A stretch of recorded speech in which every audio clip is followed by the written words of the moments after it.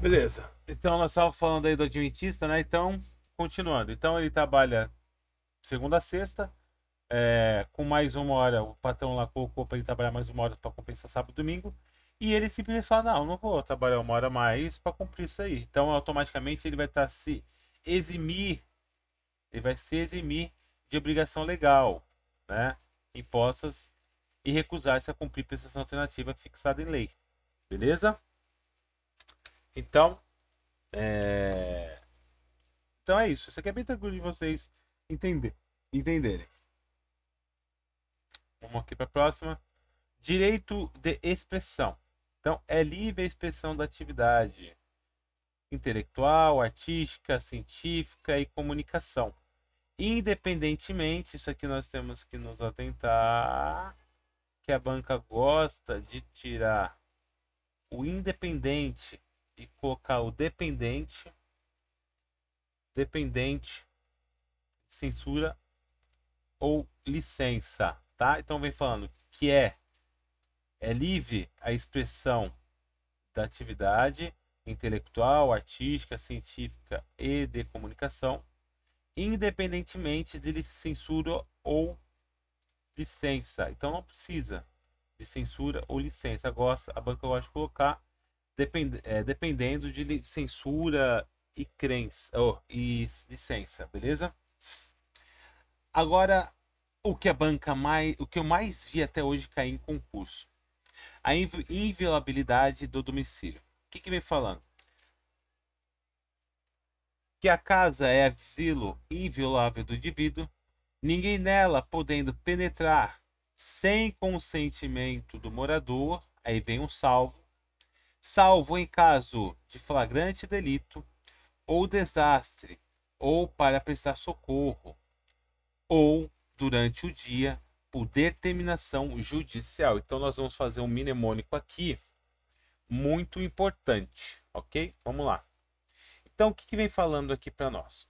Que a casa é inviolável do indivíduo, ninguém nela podendo penetrar sem consentimento do morador. Beleza, então ninguém pode entrar na minha casa sem meu consentimento. A minha casa é inviolável. Beleza? Só que tem um salvo. E nós vamos fazer uma tabelinha. Dia e noite. Dia e noite. Em quais motivos? Flagrante delito. Flagrante delito. Desastre. Ou para prestar socorro. Beleza, essa aqui foi a nossa primeira parte. Vou diminuir a letra aqui. Para caber tudo aqui em cima aqui, ó. Então, beleza. E aí, pô, mas e... Beleza. Ou, e assim, só... E aí eu vou colocar aqui tudo letra maiúscula. Só durante o dia. Qual caso? Por. Qual caso? Por determinação judicial, tá? Então, o que vem falando aqui? Que a casa é asilo inviolável, nela, é inviolável do indivíduo, nela, ninguém nela podendo penetrar sem o consentimento do morador, até aí tá tranquilo. Ele coloca um exceto, salvo em caso de flagrante delito, desastre e para prestar socorro. Por que eu coloquei dia, noite ou só dia? Porque a banca gosta de pegar gente nisso, ó. São duas tabelinhas. A banca gosta de colocar que durante o dia pode penetrar na casa do indivíduo por motivo de flagrante delito ou desastre. Então, isso aqui é um mnemônico para a gente gravar. Dia e noite, flagrante delito, desastre e para prestar socorro. E só durante o dia, por determinação judicial, tá? Só com uma determinação do juiz que nós podemos penetrar na casa do indivíduo sem o consentimento dele. Ah, mas por que eu posso penetrar? Pô, flagrante delito. O cara tá correndo, o cara fez praticou um roubo, pulou para dentro de uma residência. Então, é o flagrante delito. Então, eu posso pular para fazer a apreensão desse indivíduo. Desastre. Pô, eu não preciso falar nada. Tá pegando fogo numa casa, os moradores estão lá dentro, eu não preciso de autorização do dono para pular para dentro. Às vezes o dono tá desmaiado, ou tá até morto, eu preciso correr para salvar ele. Ou para prestar socorro, né? Ou ao contrário, desculpa, prestar socorro no caso de incêndio ou desastre. Desabou um morro e caiu no terreno de uma casa e tinha uma pessoa lá, então a gente teve que pular alguns terrenos para chegar. Então, para essa parte eu também posso. E durante o dia, só durante o dia, por determinação judicial. Beleza? Tranquilo? Deu para entender? Tranquilo? Então vamos embora. Vamos lá, então eu acho que isso aqui já vai ajudar vocês pra caramba. É o mnemônico. Isso aqui, mano, é macete de prova, não adianta. Isso aqui eu escrevo na minha prova. Dia, de noite, flagrante, desastre e prestar socorro. Só durante o dia, por determinação judicial. Beleza? Vamos lá. A inviolabilidade do domicílio é aqui, ó. Fez aqui o que eu fiz aqui, ó. Dia, flagrante delito, prestar socorro, desastre e determinação judicial. Noite, flagrante delito, prestar socorro e desastre. Então pode ver que os dois são iguais. A única coisa que tem diferente é que durante o dia entra a determinação judicial. E aí eu não preciso do consentimento do morador. E aqui ele vem trazendo aqui um conceito de dia. Então é das 6 às 8, né? Então o dia é das 6 da manhã às 8 da noite. Lei do abuso de autoridade, 5 até as 21, tá? Ah, mas como assim? Eu não posso antes das 6, no caso 5, e não posso depois das 21, das 8, que é 21. Tipificou como crime de conduta a conduta daquele que cumpre mandado de busca e apreensão após 21 ou antes das 5. Então, se eu for fazer busca antes das 5 da manhã, eu estou cometendo crime de abuso de autoridade. Se for após as 22, eu não posso. Então, o dia é isso daqui, tá, rapaziada? Só que no caso de abuso, eu só posso, como policial, entrar entre as 5 e as 21 horas na casa do indivíduo sem consentimento, beleza? Conceito de domicílio. Para o STF, conceito de casa revela-se abrangente, entendendo-se, vamos lá, marcar aqui, qualquer compartimento habitado, qualquer aposento ocupado de habitação coletiva, qualquer compartimento privado não aberto ao público, onde alguém exerce profissão ou atividade pessoal. Beleza? Inviolabilidade das comunicações. Preste atenção. É inviolável. Deixa eu apagar aqui, que parece que é violável. Deixa eu apagar aqui, depois eu coloco o quadradinho vermelho. É inviolável o sigilo do quê? Da correspondência, das comunicações telegráficas, de dados e das comunicações telefônicas, salvo, no último caso, por ordem judicial, nas hipóteses e na forma da lei, que a lei estabelecer para fins de investigação criminal ou instrução processual penal. O que está falando aqui? Que o sigilo, que é inviolável, o sigilo da correspondência, das comunicações telegráficas e de dados, e das comunicações telefônicas, salvo em último caso, que é esse aqui, comunicação telefônica, por ordem judicial, nas hipóteses e na forma que a lei estabelecer para fins de investigação criminal e instrução processual penal, ok?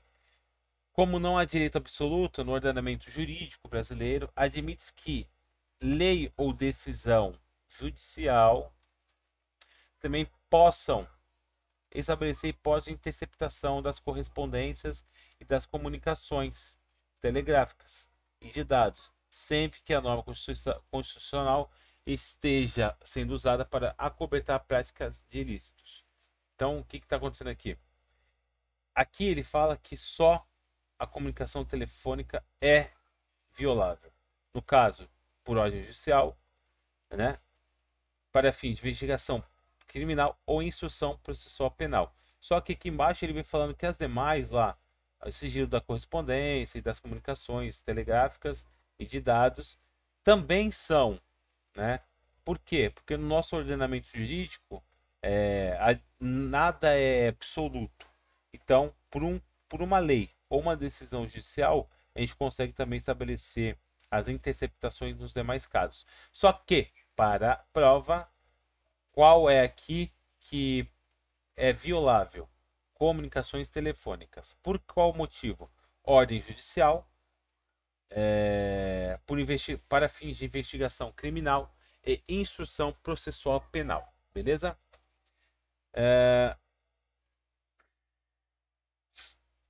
A interceptação das comunicações telefônicas só pode ser autorizada por decisão judicial e para fins de investigação criminal e instrução processual penal. Beleza?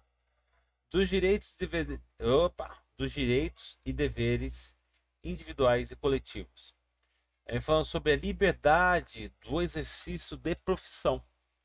É livre o exercício de qualquer trabalho, ofício ou profissão, atendidas as qualificações profissionais que a lei estabelecer. Então, está falando o quê?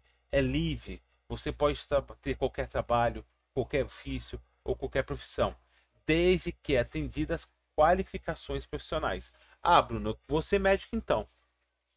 Vou colocar um jaleco branco e vou ser médico. Não, não pode. Por quê? Tem que, se você atender as qualificações para se tornar médico, é o quê? Faculdade de 6 anos, né? Fazer o estágio, né? Aí sim você pode ser médico, exercer a profissão do médico. Senão, você não pode exercer, tá? Então isso aqui é bem tranquilo. Eu posso trabalhar, eu posso trabalhar à vontade, ter qualquer profissão ou ofício, desde que atendidas as qualificações profissionais necessárias. Sou policial? Tenho que passar no concurso. Quero ser policial? Tenho que passar no concurso público. Tenho que me formar em segurança pública. Eu tenho que ter o meu psicológico ok. Tenho que ter meus exames médicos ok. Então tudo tem qualificação. Direito à informação. É assegurado a todos o acesso à informação e resguardado o sigilo da fonte, quando necessário, no exercício profissional. Vamos lá, mais um exemplo. O que está falando aqui? Que é assegurado a todos o acesso à informação e é resguardado o sigilo da fonte, quando necessário ao exercício profissional. Então, assim, vou dar um exemplo. Sou repórter e aí eu estou fazendo uma investigação e consigo uma informação contra a pessoa que eu estou investigando, né? Jornalismo investigativo. Então, assim, eu tenho acesso a essa informação, é assegurado a mim ter esse acesso e é resguardado a mim o sigilo da fonte. Então eu posso, de onde quem pegou essa informação? Não sou obrigado a falar, sigilo da fonte. Só que quando necessário ao exercício profissional, ok? Quando necessário ao exercício profissional. Dei o exemplo aí de jornalista, mas eu vou dar exemplo agora também da Polícia Civil. A Polícia Civil está fazendo uma investigação, quem sabe que vai repórter em cima, advogados, tudo. E aí eu tenho uma informação que o suspeito cometeu mais 2 outros crimes em outro estado, né? E aí meu advogado fica sabendo dessa informação e fala, eu quero saber mais sobre essa informação aí. Ele fala, é sigilo da fonte e é necessário para o exercício profissional, né? No caso, exercício policial. Então ele não é obrigado a dar essa informação, beleza? Acho que vocês entenderam. Tentei ser o mais explícito possível aqui para passar para vocês. Direito de locomoção. É livre a locomoção. Preste atenção, agora que eu vi aqui. Mais uma aqui, ó. Vou começar a fazer isso aqui, ó. Em questões que caem em prova, tá? Essa aqui também cai. Liberdade de profissão, demais. Isso aqui, eu vou fazer até 2, porque cai muito, tá? Vamos lá. Liberdade de locomoção. O que vem falando? É livre a locomoção no território nacional em tempos de paz. Opa! Então tá falando o que aqui? Que é livre a locomoção no território nacional em tempo de paz, podendo qualquer pessoa, no termo da lei, nele entrar, permanecer ou sair com seus bens. O que está falando aqui? Que é livre a locomoção no território nacional. Então, eu estou em Santos. Se eu quiser ir para Belo Horizonte, eu vou. Se eu quiser ir para Quixadá, eu vou. É livre, tá? Posso permanecer, posso sair, voltar, né, do país também.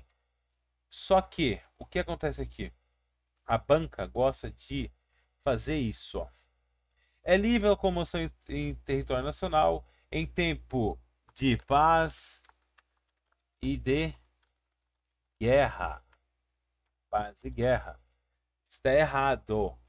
Paz e guerra não é livre, ok? E também nem tem.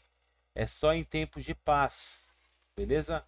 Então é livre a locomoção no território nacional em tempo de paz, podendo qualquer pessoa, nos termos da lei, nela entrar, permanecer ou dela sair com seus bens. Em tempos de guerra, tudo é cessado. Você não pode entrar, sair, só pode ficar, beleza? Direito à reunião, outra coisa que cai demais. Despenca em provas que cai o tema da Constituição Federal. Todos podem reunir-se pacificamente sem armas. Então, todos podem reunir-se pacificamente sem armas em locais abertos ao público, independentemente de autorização. Não depende da autorização, desde que não frustrem outra reunião anteriormente convocada para o mesmo local, sendo apenas exigido prévio aviso à autoridade competente. Pô, Bruno, não entendi. Então vamos lá. Vamos começar bem tranquilinho. Eu vou ler mais uma vez para vocês. Todos podem reunir-se pacificamente sem armas em locais abertos ao público, independentemente de autorização. Então não depende da autorização, desde que não frustrem outra reunião anteriormente convocada para o mesmo local, sendo apenas exigido prévio aviso à autoridade competente. Vamos dar um exemplo aí. 7 de setembro. 7 de setembro. Nós sabemos aí que é a proclamação da República. E sabemos que em São Paulo, na Avenida Paulista, temos lá passeatas ali, né? E geralmente é contra o governo, a favor do governo, blá blá blá. Então assim, eu sou a favor do governo, e vou marcar uma reunião para as... Vou colocar qualquer horário aqui, tá? Às 21 horas. E aí, contra o governo, já tem essa reunião marcada, ok? Tá? Esse encontro que vai ser pacificado e sem armas, em local aberto, Paulista. Então já está aqui marcado. E eu só liguei para a prefeitura para falar, ó, no dia 7 de setembro, às 21 horas, o grupo a favor do governo vai para Paulista para poder se manifestar lá a favor, etc, etc. Então a prefeitura vai mandar os guardas de trânsito, polícia militar, pedir aos policiais militares que façam a segurança.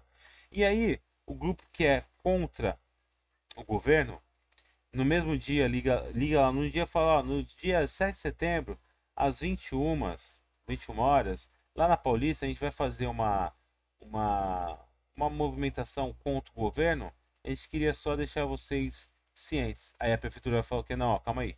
No mesmo dia, às 21 horas, já tem uma reunião do grupo a favor do presidente. Então não pode, tem que ser um outro horário. Entenderam? É bem tranquilo, tá? É bem tranquilo de entender. A Constituição Federal é só leitura, são leis, autoentendimento, beleza? Então, espero que vocês tenham também entendido essa parte aqui. E aqui vem falando, né, tudo que a gente leu em cima. O direito de reunião está intimamente relacionada à liberdade de expressão, né?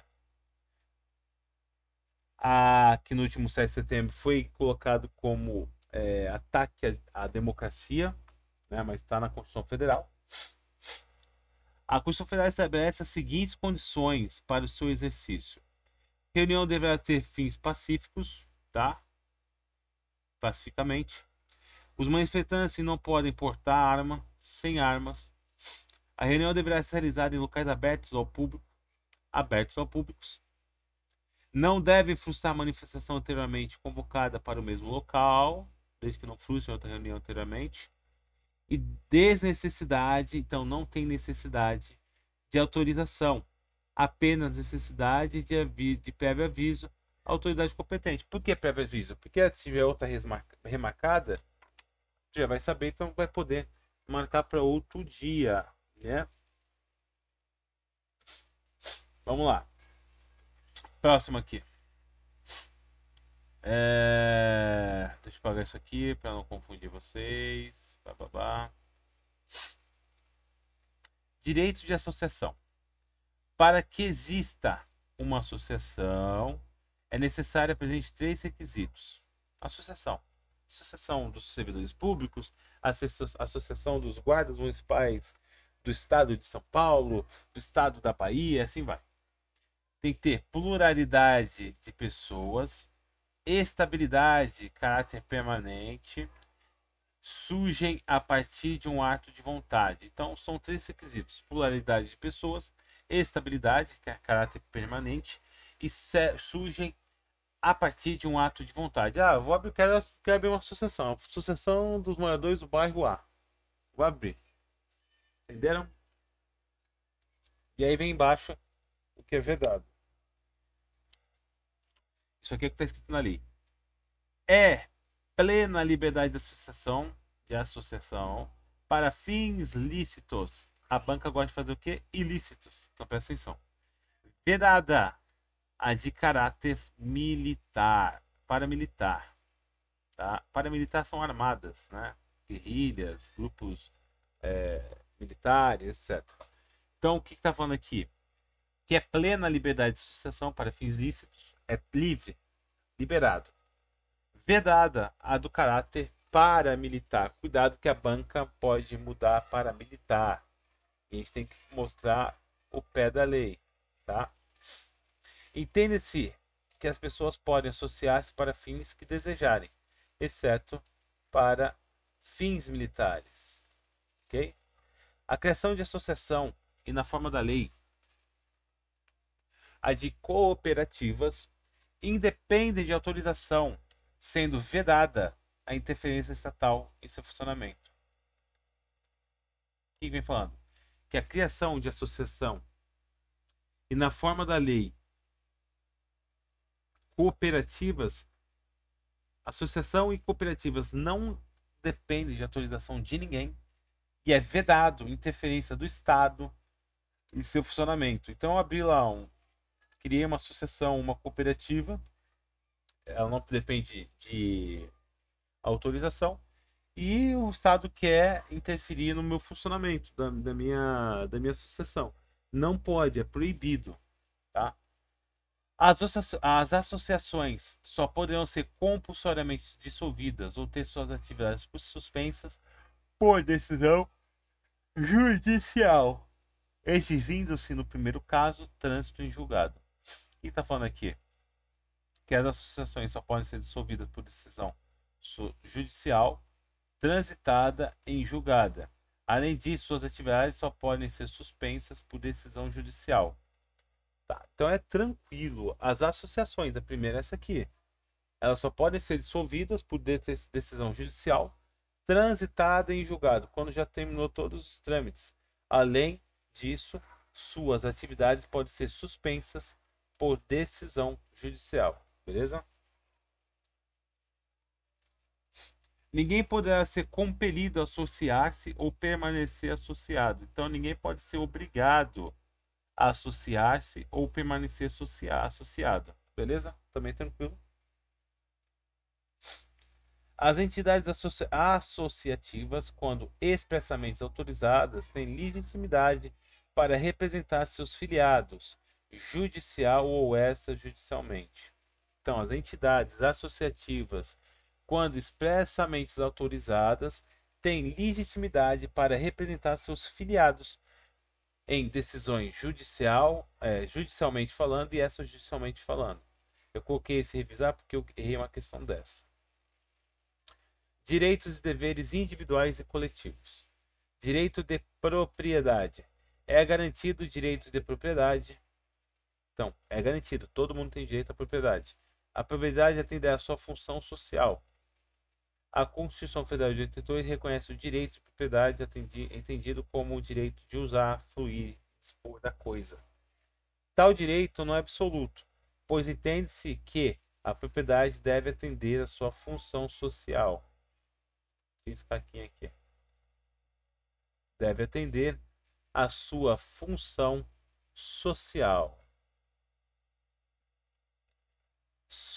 E aí, mas o que é a função social, Bruno? Está aqui. A Constituição Federal define os requisitos para que a propriedade urbana e rurais sejam consideradas como cumprimento de sua função social. Tá? E aí a gente vai saber agora. Propriedade urbana cumpre sua função social quando atende às exigências fundamentais de ordenação da cidade expressa no plano diretor. Então vamos lá, no plano diretor da cidade A não pode ter prédio. Aí chega um cara e cria um prédio. Então a propriedade não vai atender suas funções sociais. Beleza?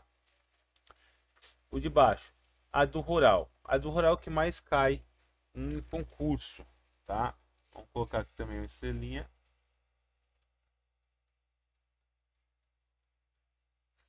A função social é cumprida quando a propriedade rural, vamos lá, marcar uma carta aqui, outra cor amarela, atende a propriedade, atende simultaneamente, segundo critério e grau, exigências estabelecidas em lei. Que requisitos? Aproveitamento racional e adequado, utilização adequada dos recursos naturais disponíveis e preservação do meio ambiente, observância das disposições que regulam as relações de trabalho, exploração que favoreça o bem-estar dos proprietários e dos trabalhadores. Beleza?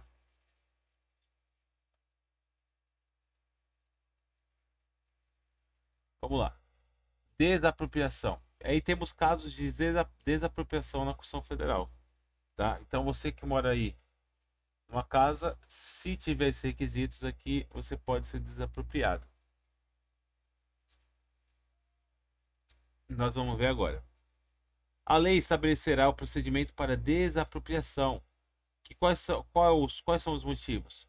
Necessidade, utilidade pública ou interesse social. Então, necessidade, utilidade pública ou interesse social, mediante justa e prévia indenização em dinheiro, ressalvados os casos previstos na Constituição.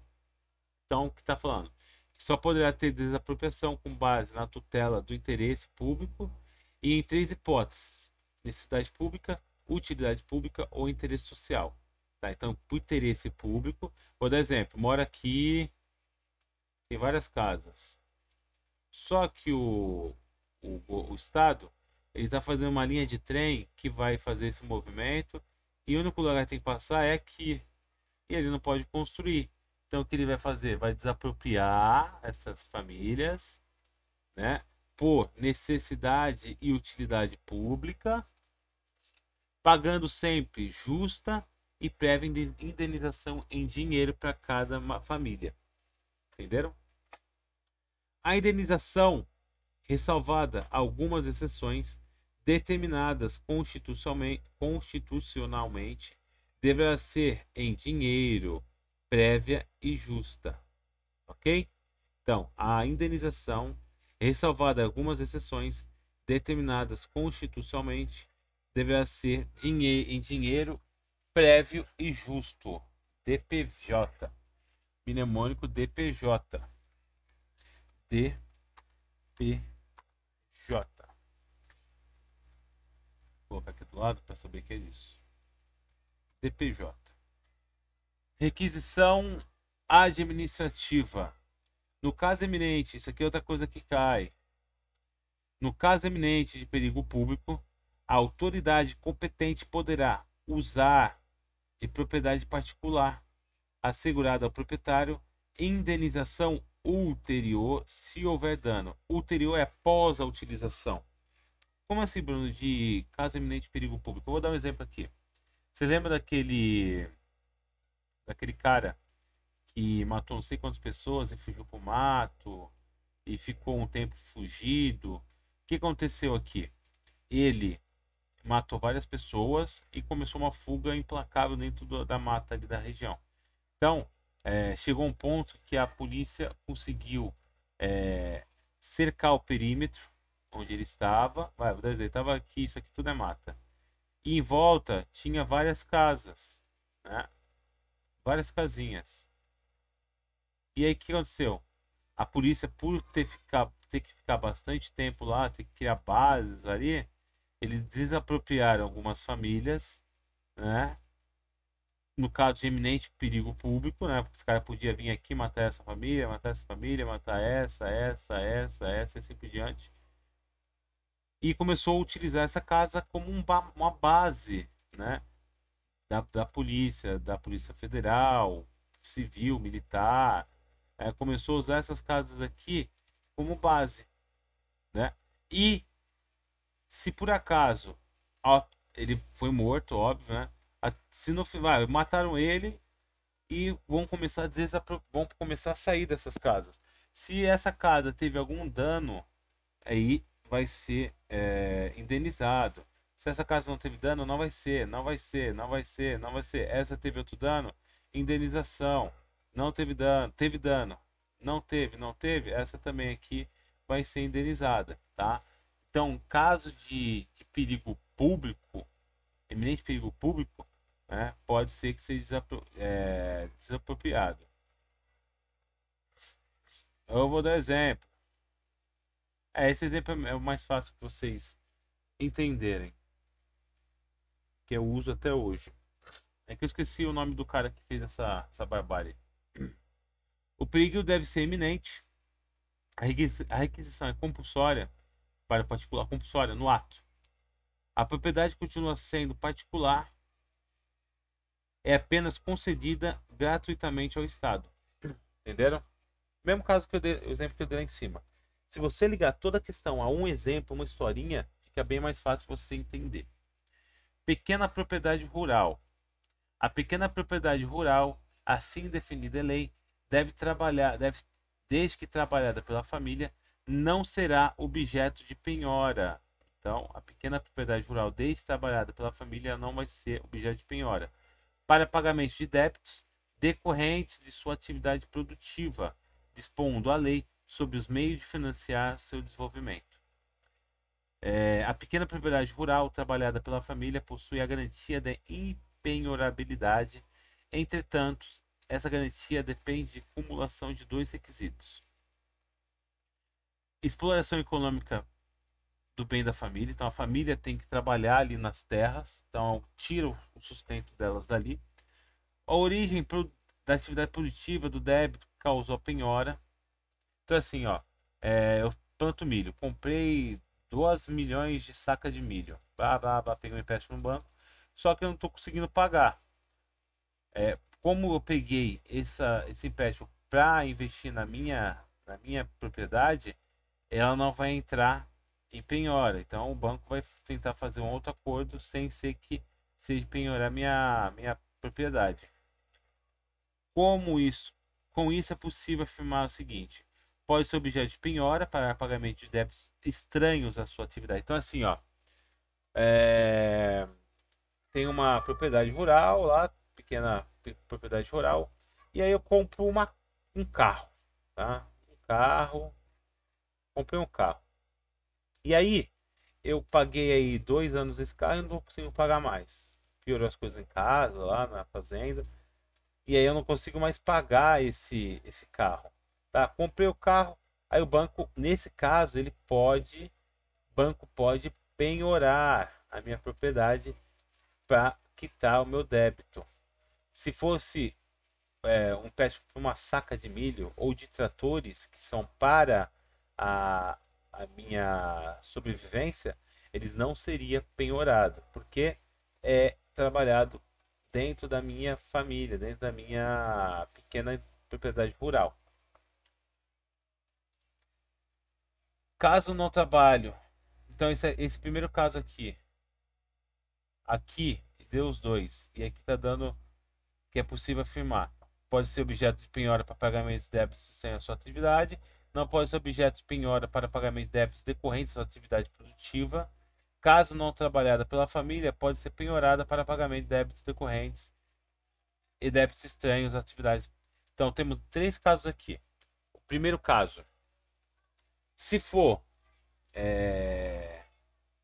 débito estranho na atividade da família, pode ser penhorado. Ela não pode ser objeto de penhoramento para pagamento de débitos decorrentes da atividade produtiva. Caso esses débitos sejam de fora da atividade produtiva, aí pode-se penhorar, tá? Bem tranquilinho também essa parte aí. Propriedade intelectual. Aos autores pertence o direito exclusivo de utilização, publicação e reprodução de suas obras, transmissíveis aos herdeiros pelo tempo que fixar a lei. O que está falando aqui? Que os autores pertencem o direito exclusivo de utilização, de publicação e reprodução de suas obras, transmissível aos herdeiros pelo tempo que a lei fixar.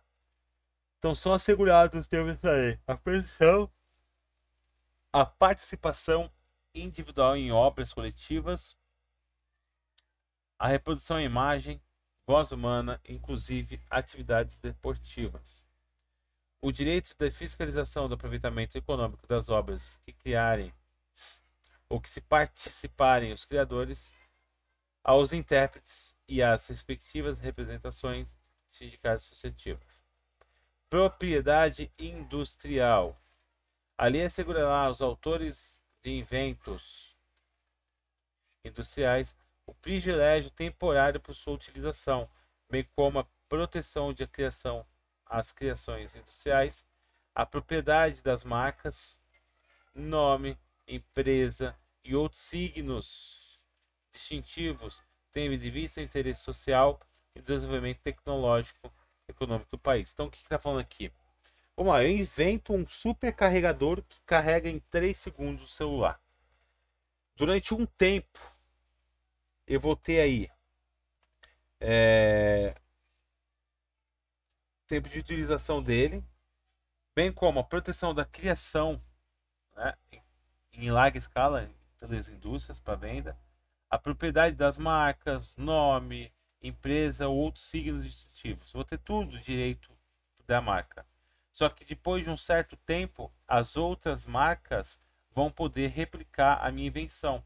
Mas pensando que no interesse social e o desenvolvimento tecnológico do país. Tu acha que quem foi, por exemplo, a Volkswagen descobriu os carros, inventou o primeiro carro, acho que foi a Volkswagen descobriu o carro.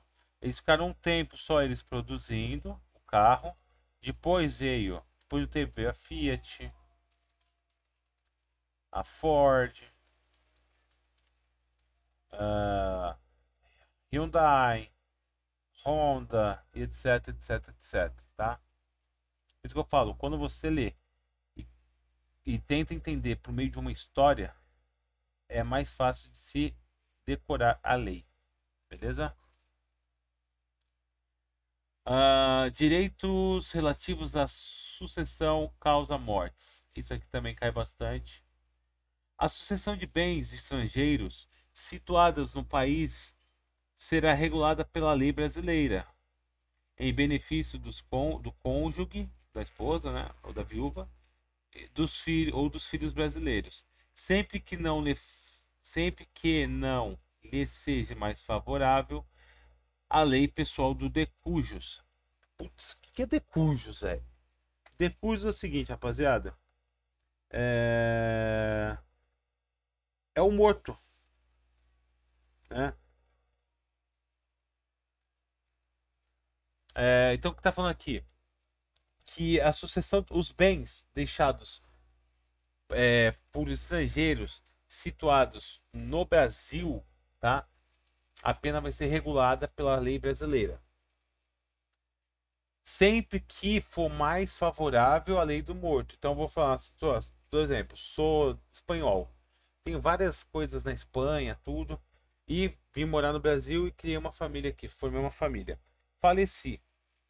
Aí, a lei brasileira. Se a lei brasileira, de tudo que eu tenho, né, de pensão, herança, for melhor que a minha da Espanha, vai prevalecer ela. Se por acaso os benefícios que a minha viúva ou meus filhos vão ter, se a lei espanhola for melhor, então vai ser favorável à espanhola, tá? Então, se a lei brasileira for melhor, vai prevalecer a lei brasileira. Se a lei espanhola for melhor, vai prevalecer a lei da Espanha, que eu dei exemplo para mim. Mas aqui, decujus é o morto, tá? Decujus aqui, ó, é a pessoa que morreu. A sucessão de bens estrangeiros situados no país nem sempre será regulada pela lei brasileira. Quando a lei estrangeira, lei pessoal de decujus, for mais favorável ao cônjuge, aos filhos, essa será aplicada, tá? Bem tranquilinho também de entender isso. Direito do consumidor também cai bastante. O Estado promoverá, na forma da lei, a defesa do consumidor. Hoje, a principal lei que promove essa proteção é o Código de Defesa do Consumidor, Lei 8.079 de 90. Tá? Então, Lei do Consumidor. O que a Lei do Consumidor faz? Forma a defesa do consumidor. Simples. Direito à obtenção de informações de órgãos públicos. Todos têm direito de receber dos órgãos públicos informações de seu interesse particular ou de interesse coletivo ou geral, que serão prestados no prazo da lei, sob pena de responsabilidade. Então, todos têm o direito à informação de órgãos públicos, tá?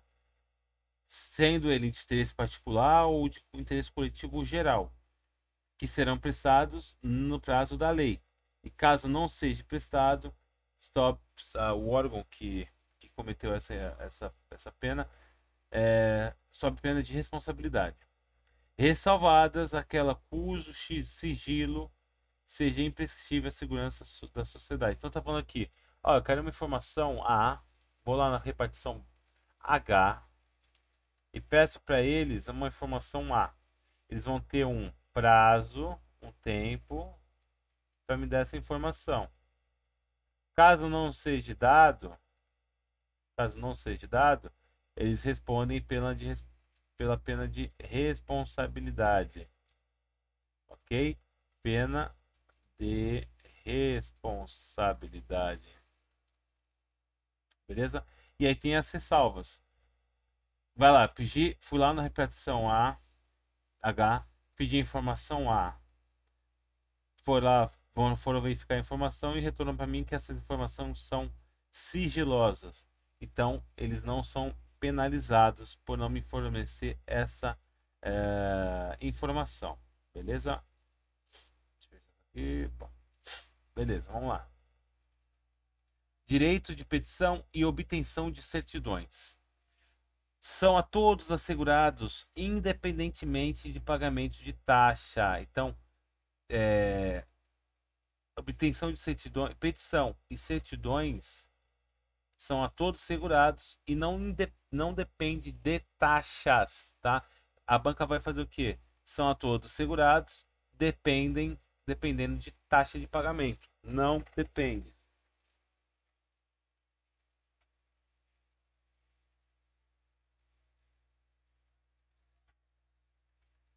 O direito de petição aos poderes públicos em defesa do direito ou contra a legalidade, abuso do poder. Então tá falando aqui, o que é direito de petição?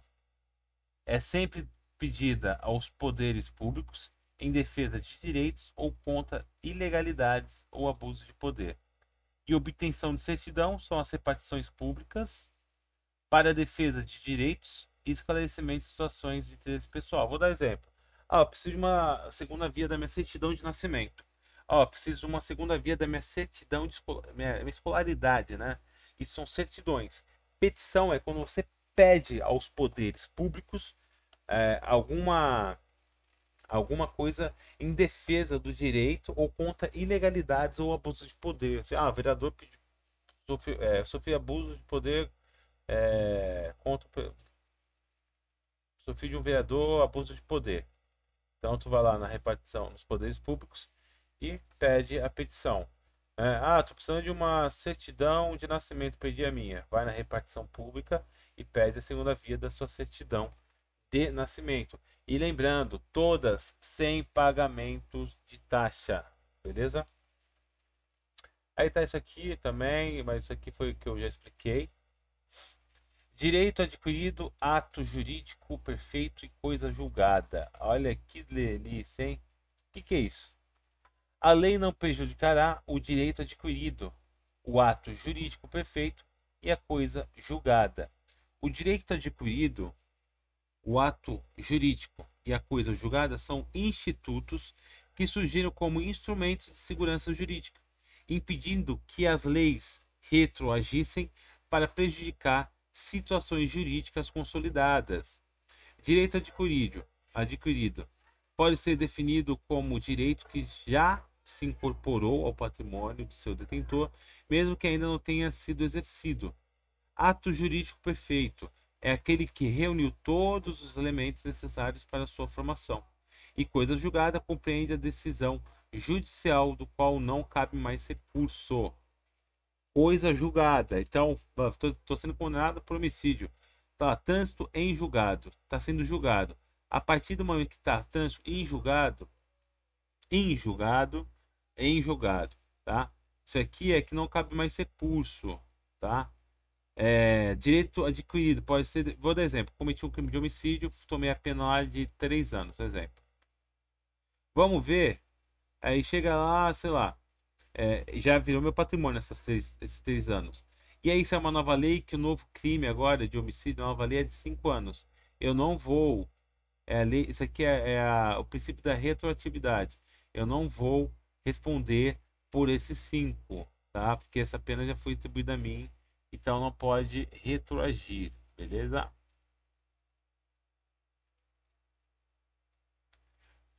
Proibição do juízo de exceção.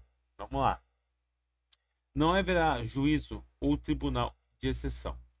Juízo ou tribunal de exceção é aquele criado especialmente para o julgamento de determinados crimes após a prática desses crimes. Tal tipo de juízo ou tribunal contraria o princípio do juízo natural. Esse postulado garante ao indivíduo que suas ações no poder judiciário serão apreciadas por um juiz imparcial. O que está falando aqui? Vamos dar exemplo do que está acontecendo aí.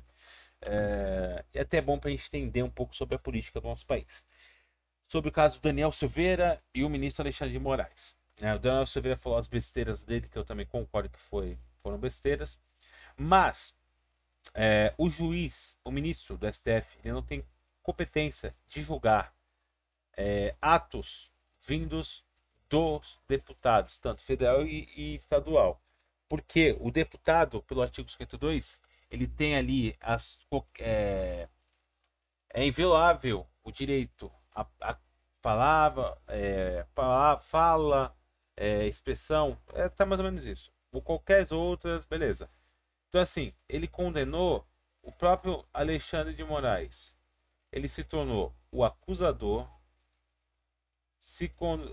o julgador e o que vai bater o martelo, tá? Ele mesmo se torna o acusador, o julgador e o que vai bater o martelo. Não pode, porque ele já está falando aqui, tem que ter um juiz imparcial. Isso que foi feito com o Daniel Oliveira foi um juiz ou um tribunal de exceção, tá? Então não pode, tá? Todo mundo tem o direito aí a um juízo natural. Esse postulado garante ao indivíduo que suas ações do Poder Judiciário serão apreciadas por um juiz imparcial. não pode ser pelo mesmo juiz que acusou ele. Jamais. Beleza? Princípio da inafasta... inafastabilidade jurisdicional.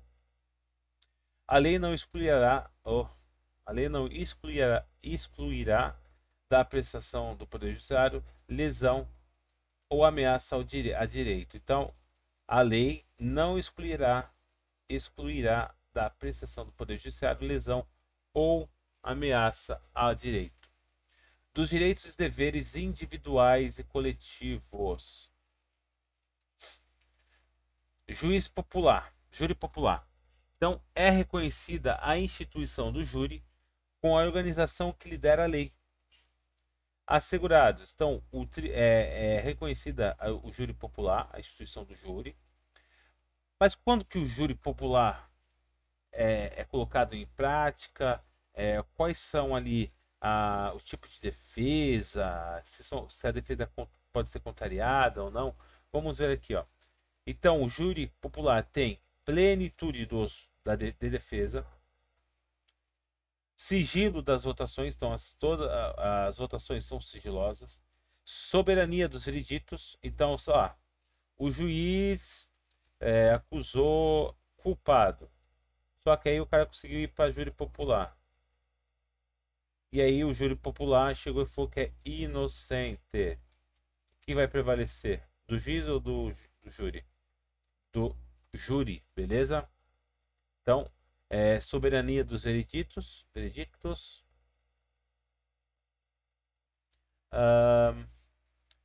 Competência para julgamentos. Então, tem competência para julgar. De que? Dos crimes dolosos contra a vida. Beleza? Tortura, tráfico, tratamento desumano cruel e crimes hediondos. São os crimes dolosos contra a vida. Princípio da reserva legal. Não há crime sem lei anterior que o defina, nem pena sem prévia combinação legal. O que está falando aqui? Mais uma coisa do piche lá. Tô pichando. Não é isso aqui não é crime. Tô pichando. Pichei lá a parede. A polícia me pegou. Ah, você tá preso. Levou pro juiz e me condenou a 2 anos. Não posso. Não há crime sem lei anterior que defina. Tá? Então não tem crime de pichação nada. Tô dando exemplo, tá? E nem pena sem prévia combinação legal. Então, crime de pichação é só um serviço comunitário, tá? Tem a pena de prestação de serviço. O juiz vai lá e me condena a 5 anos de reclusão. Não pode, porque não tem combinação legal na pena, beleza? Bem tranquilo de entender também, né? Para que alguém seja condenado por um crime, é necessário que a conduta ilícita praticada por ele tenha sido escrita na forma penal antes da sua prática. Da mesma forma, a pena imputada àquele crime também deve ter previsão legal anterior à sua prática. O que eu expliquei. Bem tranquilo de entender. Show de bola? Vamos aqui. Princípio da irretroatividade da lei penal. Outra coisa que cai muito. Vou colocar até aqui, ó, 2. A lei não retroagirá, salvo para beneficiar o réu. Então vamos lá. Cometi crime de tráfico. A pena hoje de tráfico, vamos colocar um exemplo aqui, tá 6 anos. Estou cumprindo essa lei, ok? Passou alguns anos aí, eu estou cumprindo a lei, saiu uma novo ordenamento jurídico, nova legislação penal. Agora a pena de tráfico é 10 anos. Eu não vou responder por essa de 10 anos, tá? Eu vou continuar respondendo por essa. Agora, cometi o crime. O crime é 10 anos. Passou 1 ano, a lei retroagiu, tá? Mudou. De 10 foi para 6. Achou que aquilo era muito tempo. Então, para mim, que estou cumprindo 10, eu vou começar a pagar 6. Porque salvo para beneficiar o réu. Entendeu? Entendeu para entender? É bem tranquilo. Então, se eu tenho uma pena de 10 e a nova é 5, eu vou sair beneficiado. Então, eu vou cumprir. Agora, se eu estou cumprindo 5, a nova lei é 10, eu vou ser prejudicado. Então, para mim não vai valer aquela pena. Bem tranquilinho de entender. Atentados aos direitos e liberdades fundamentais. Então, atentados aos direitos e liberdades fundamentais. A lei punirá qualquer discriminação atentatória dos direitos e liberdades fundamentais. Quais são as liberdades fundamentais? Vida, igualdade, liberdade, moradia e segurança, tá? Vou até escrever aqui. Vida, liberdade, segurança, propriedade,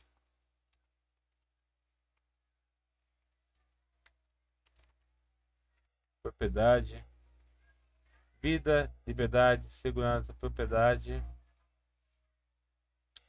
e vilipídio.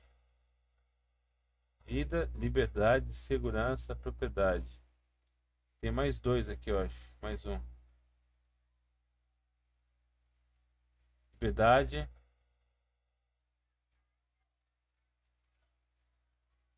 Deixa eu ver aqui. Aqui, ó. Segurança, igualdade.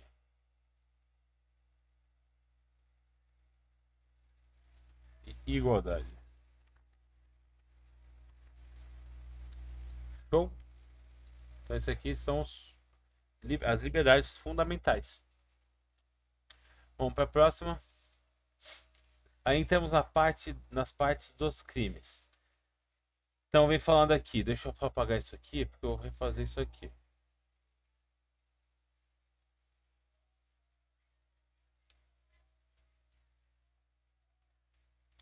Só para apagar isso aqui, vamos lá. A prática de racismo constitui crime inafiançável e imprescritível, sujeito à pena de reclusão na forma da lei. Vamos lá. Vou colocar aqui. Crime de racismo, ele é inafiançável e imprescritível. O que quer dizer inafiançável? Sem pagamento de fiança, sem fiança. Imprescritível, sem tempo para prescritir. Sem tempo para condenação. Sem tempo para condenação. A lei considerará crimes inafiançáveis suscetíveis de graça e anistia a prática da tortura, do tráfico, ilícitos de entorpecentes, drogas afins, o terrorismo e os definidos como crimes hediondos, por eles respondendo os mandantes, executores e quem, podendo evitar, se omitir. Constitui crime inafiançável e imprescritível a ação de grupos armados, civis e militares contra a ordem constitucional do Estado Democrático. Então, aqui embaixo tem uma tabelinha que eu vou passar para vocês mais fácil. A prática do racismo é crime inafiançável e imprescritível. Imprescritível é tudo aquilo que não sofre prescrição.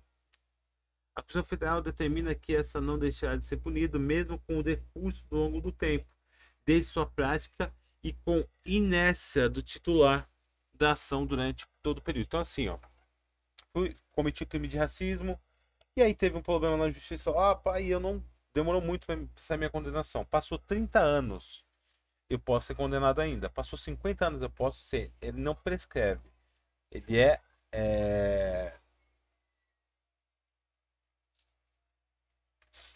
tá? Ele não prescreve. Inafiançável, crime que não admite pagamento de fiança, que eu coloquei lá para vocês. Punível com a pena de reclusão, tortura, tráfico de entorpecentes, drogas afins, terrorismo e os crimes hediondos são inafiançáveis, suscetíveis de graça e anistia. O mnemônico 3TH não tem graça. A ação de grupos armados civis e militares contra a ordem constitucional e o Estado Democrático possui crime inafiançável e imprescritível. Então, o que nós temos aqui? O que vem falando? Que o racismo e a ação de grupos armados, eles são inafiançáveis e imprescritíveis, sem fiança e sem tempo de prescrição. ok? Já tortura, tráfico, terrorismo e os crimes hediondos, eles são inafiançáveis também, tá?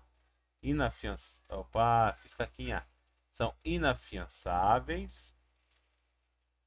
Deixa eu mudar a cor das canetas aqui para diferente para vocês. Um pouco azul. Eles são inafiançáveis e imprescritíveis, insuscetíveis. Pô, mas o que é insuscetível? Insuscetível à graça ou anistia? Vamos lá, já vou explicar o que é graça ou anistia. Vamos lá. Inafiançável, imprescritível, racismo e ação de grupos. Nós temos um mnemônico muito interessante para esse. Eu não sei se vocês todos conhecem. Ó. Mnemônico. Mnemônico, tem acentuação, mônico. Mnemônico. Qual mnemônico? Ração. Ração, Bruno? O que é isso? Ra de racismo, são ação. E são de ação de grupos armados e civis e militares. Porra, interessante. Então, crimes de racismo e ação de grupos armados são inafiançáveis e imprescritíveis, exato. E os crimes de tortura, tráfico, terrorismo e hediondo são inafiançáveis e insuscetível. Vou colocar aqui para vocês, ó. Sem perdão. Pode ser perdoado pelo presidente. Não pode. Não só. Não tem. Não.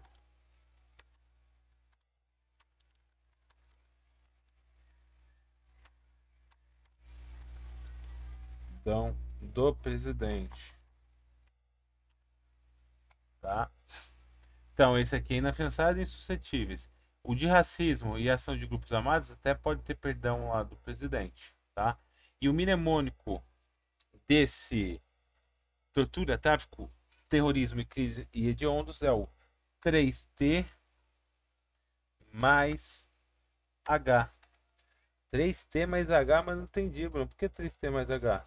3T, terrorismo, tráfico, tortura e H de crimes hediondos. Beleza? Vou colocar aqui seu mnemônico. Mnemônico 3TH. Vou fazer só uma linhazinha aqui para ligar aqui. Beleza? Então, racismo e ação de grupos armados são inafiançáveis e imprescritíveis. Terrorismo, tortura, tráfico ilícito e crimes hediondos, inafiançáveis e suscetíveis de pena ou de graça ou perdão. Não tem graça nem perdão. Perdão ou graça do presidente.